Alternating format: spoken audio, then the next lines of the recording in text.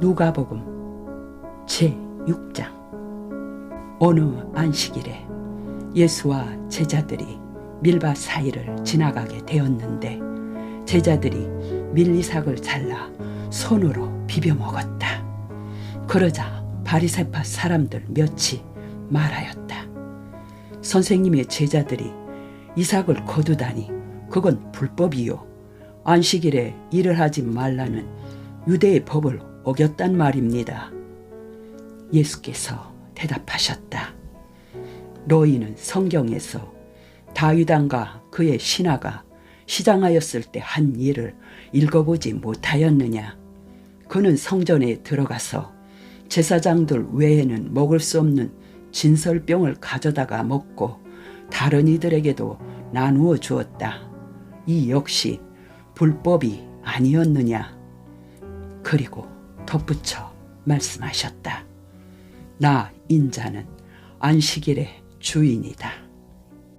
또 다른 안식일에 예수께서는 회당에서 가르치고 계셨는데 그 자리에 오른손이 오그라든 사람 하나가 있었다. 율법학자들과 바리새파 사람들은 가까이 앉아서 예수께서 그 사람을 고쳐주시는가를 지켜보고 있었다. 그들은 예수를 고소할 구실을 찾고 있었던 것이다. 예수께서 그들의 생각을 이미 아시고 손이 오그라든 사람에게 와서 모든 사람이 보는 앞에 서라 하고 말씀하셨다. 그 사람이 일어서 나오자 예수께서 바리새파 사람들과 율법학자들에게 말씀하셨다. 너희에게 한 가지 물어보겠다. 안식일에 선한 일을 하는 것이 옳으냐 아니면 악한 일을 하는 것이 옳으냐? 생명을 구하는 것이 옳으냐 아니면 생명을 파멸케 하는 것이 옳으냐?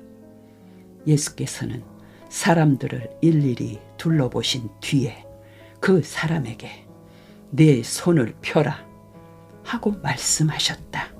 그러자 그 손이 정상으로 회복되었다. 예수를 미워하는 자들은 화가 치밀어 올라 예수를 죽일 모의를 시작하였다.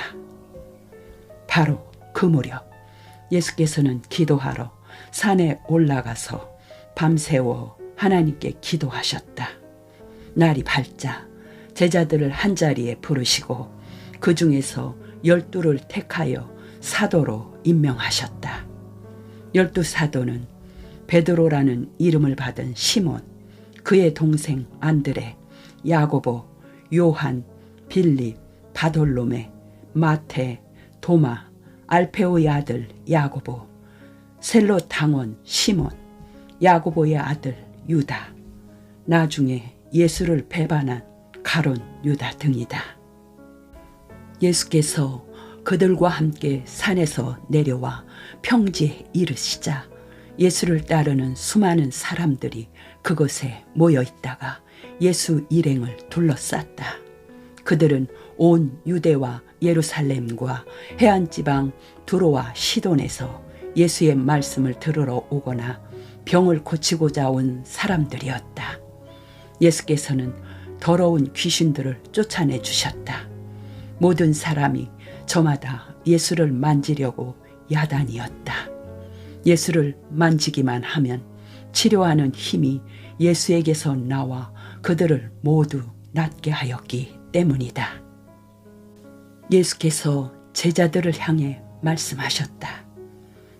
가난한 너희는 복이 있다. 하나님 나라가 너희의 것이다. 지금 배고픈 너희는 복이 있다. 너희가 만족하게 될 것이다. 지금 울고 있는 너희는 복이 있다. 너희가 기뻐하며 웃을 날이 올 것이다. 내 제자라는 이유로 사람들에게 미움을 받고 배척을 당하고 욕을 먹고 억울하게 누명을 쓰는 너희는 복이 있다. 그런 일이 너희에게 있거든 기뻐하고 즐거워하라. 하늘에서 큰 상을 받을 것이다. 옛 예언자들도 그 같은 일을 당하였다. 그러나 너희 부자들은 화가 있다.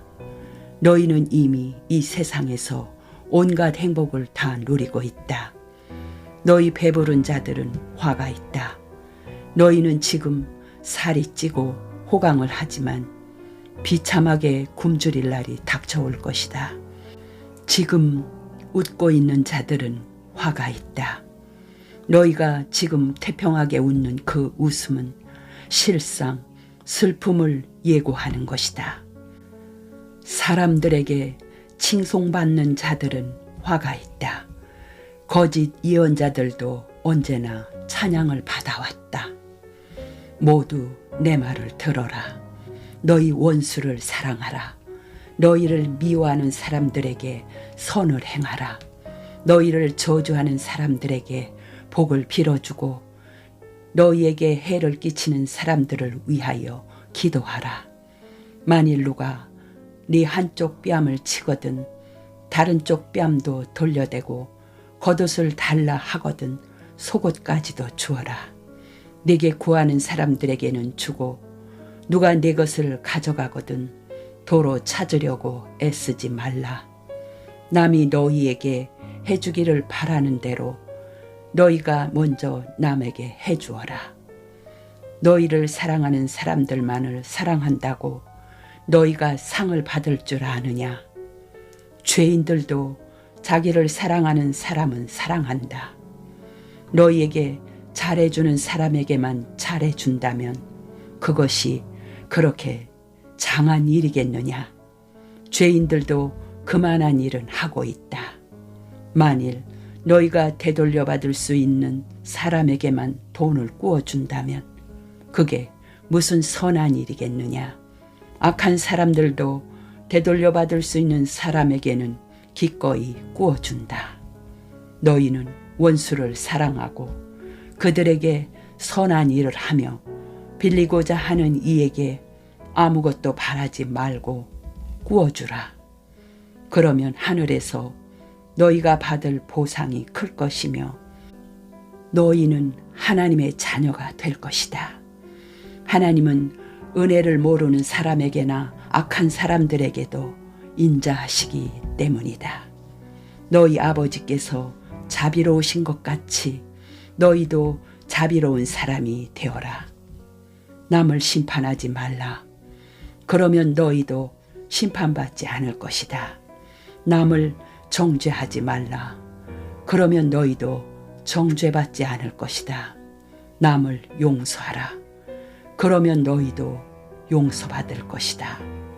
만일 너희가 남에게 주면 너희는 그것을 다시 얻을 것이다. 말에다 누르고 흔들어서 차고 넘치도록 후하게 담아 너희에게 안겨주실 것이다. 너희가 남에게 되어주는 분량대로 되돌려 받을 것이다. 예수께서는 그들에게 비유를 들어 이렇게 말씀하셨다. 맹인이 어떻게 맹인을 인도하겠느냐? 그는 자신은 물론이고 다른 사람까지 구덩이에 빠지게 할 것이다. 제자가 어떻게 그의 선생보다 아는 것이 더 많겠는가? 그러나 그가 열심히 공부하면 선생이 아는 것만큼 배울 수 있게 될 것이다. 다른 사람의 눈에 있는 티는 보면서 왜 네 눈 속에 있는 들보는 보지 못하느냐? 어떻게 내 눈 속에 있는 들보를 보지 못하면서 형제에게 당신의 눈 속에 든 티를 빼어드리겠소? 하고 말할 수 있겠느냐? 위선자야, 먼저 내 눈에서 들보를 빼어라. 그래야 내 눈이 밝아져 형제의 눈 속에 있는 티를 빼낼 수 있게 될 것이다. 좋은 나무가 나쁜 열매를 맺을 수 없고 나쁜 나무가 좋은 열매를 맺을 수도 없다. 그 맺는 열매를 보고 나무를 알게 된다. 무화과는 가시나무에서 나지 않고 포도는 가시덤불에서 딸 수 없다.